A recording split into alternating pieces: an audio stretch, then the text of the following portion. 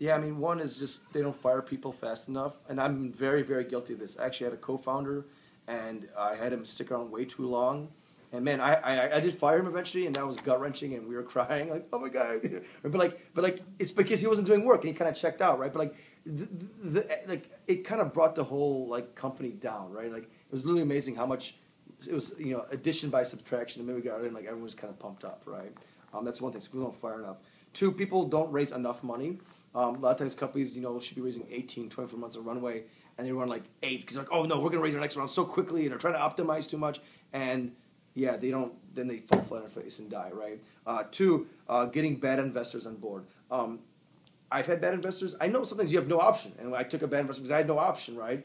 But there's ways of managing them. But yeah, it's like sometimes people almost try to optimize too much for price instead of optimizing for good people on board, right? Like, and actually, I was pretty stupid. I said no to one of the best angel investors, a guy named Josh Koppelman. He's been in like almost everything from like Uber, StumbleUpon to like Airbnb. Like he's in a shit down amount of companies, right? What do you call a bad investor? A bad investor? Yeah. How do you define it? Like one, somebody who's not patient. Two, somebody who makes you feel guilty if you're like kind of trailing behind. Somebody that doesn't challenge you in the right ways. And in general, just kind of makes a mess of your business. They try getting involved too much, right?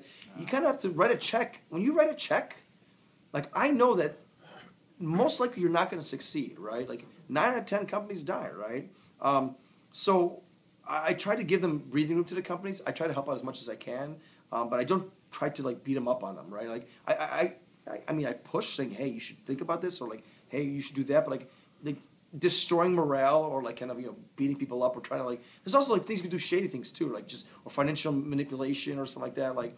Yeah, there can be really bad. And there's also, I've seen investors like who rape companies because like they're down. They find a way to like really screw them while they're down. And the company recovers, and then a company ends up with a really bad deal. Or they can't even sell themselves because the deal they made is so bad, and the investor like sits on it. I mean, like there's tons of things that bad investors can do. But like in general though, like if you get like an icky feeling with somebody, your gut's telling you something true. Like I mean like. Some of the investors, like that one investor I took that was a really bad one, like I had a horrible feeling, but I was like, fuck, I need to take this money, and you know what? It was a pain in the ass, right? So actually that was number 3. Number 4, what else?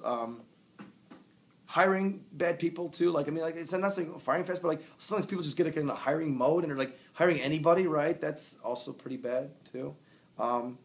And number 5 is not getting the product out there fast enough. And I'm sure you guys have read that in a million blogs. But like people tend to be perfectionists. Like, oh, one more thing. No, just get it out there. It's almost never as good.